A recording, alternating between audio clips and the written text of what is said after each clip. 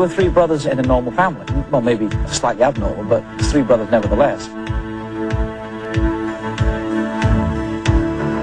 I think because of the creative element in our relationship with each other, not just the twins, but with the three brothers, seems to have been more of a driving force.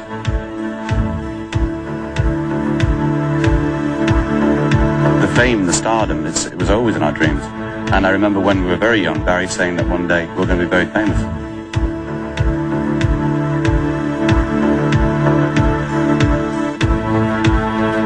It's an amazing thing, it still is to us, that the dream we followed actually came true for us.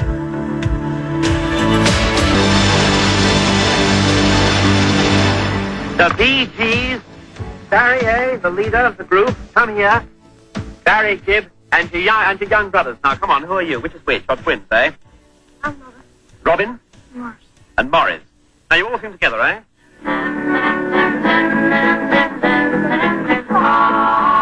In the beginning, it was the three of us and a guitar. We'd be introduced, we'd go on, we'd sing, we'd come off. Any song that we heard that was in harmony, we would emulate. I think the fact that we started at a very early age was probably very important. I mean, when I was about 7 years old, I remember not wanting to do anything else with my life. I sort of knew that's what I wanted to do. I wanted to be a pop artist or a songwriter.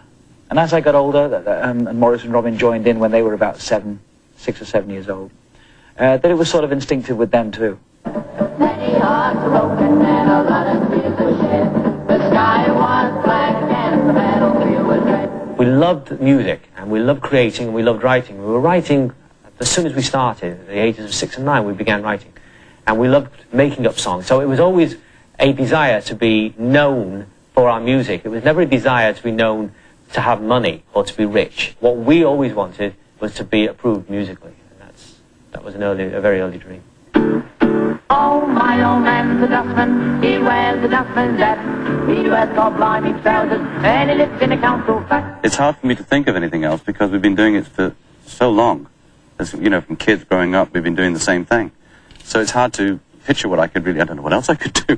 It's just never entered my mind because we've always done everything together, really. Here they are, ladies and gentlemen, the Bee Gees. On the radio. Yeah. Hearing our record played on the radio was magic to us. It was two stages. First, we had the record in our hands and we were on a label and we were sort of immortalized in sound. The second was, are we going to get airplay on this?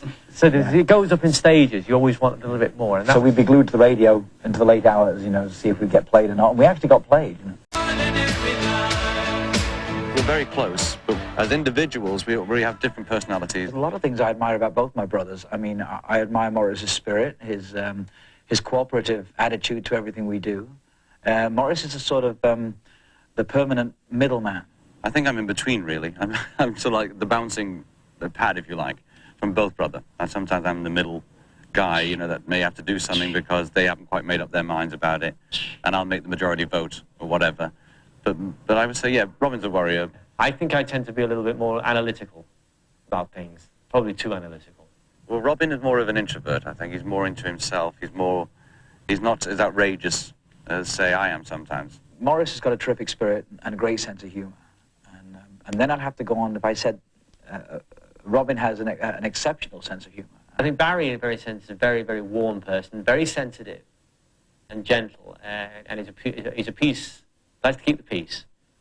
Doesn't like to argue about too much. You know, likes to sort of, he likes to. I wouldn't say because he would let anything go or just agree for the sake of it, but he doesn't like too much trouble. So he's given a very, very creative person. And we've been very fortunate enough to be gifted with something that we've worked and molded, if you like, and people love. When that happens, the satisfaction is unparalleled. As to what great moments there were in your career. The first time, I'll never forget this, was on a stage at Revolve, and it was one of those groups were about to finish in the front in England, and we were on stage ready to go around as the stage turned. And as we did, Dick Ashby, our personal manager, ran up on stage and said, "It's just gone to #1." And that was the worst show we ever did. Everybody was so overjoyed and over the moon, they didn't care what we did. You know, so we just played and played. Something's telling me I must go home. And the lights all went down in my Massachusetts is one place. I don't think there's any jealousy amongst the three of us because we're all out, as I said, for the same thing. If somebody sings a particular song, it's because it's best for them, best for their voice. It's always down to the song in the end.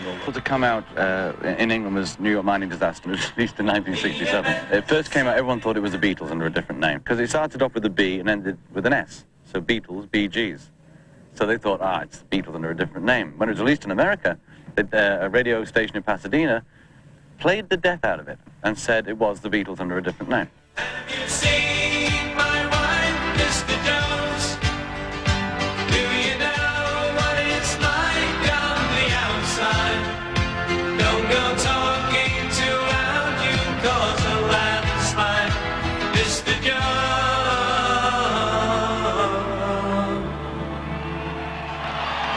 And it wasn't until the follow-up single, To Love Somebody, came out that everybody realized that we do exist. We are a real group.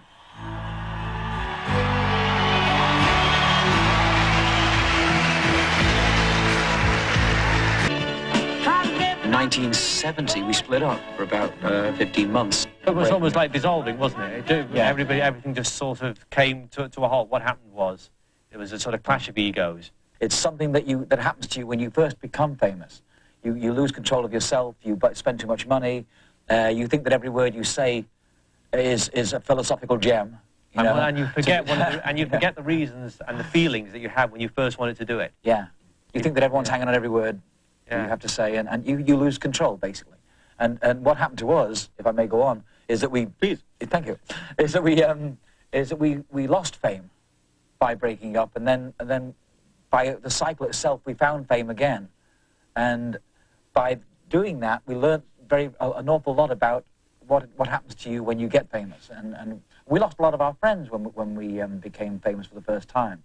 But the people that were really close to us stayed with us, even though we went down. And the people that weren't there because they cared about us took off because they thought that was the end of the group. I think the time off, we had time to realise we got back the feelings that we had when we first started out and wanted to make it again. And then I think we sorted it out. And the thing was that the first thing we did when we got back together again was cut 2 songs, and one was Lonely Days and How Can You Mend a Broken Heart. And Lonely Days was to become our first #1 in America.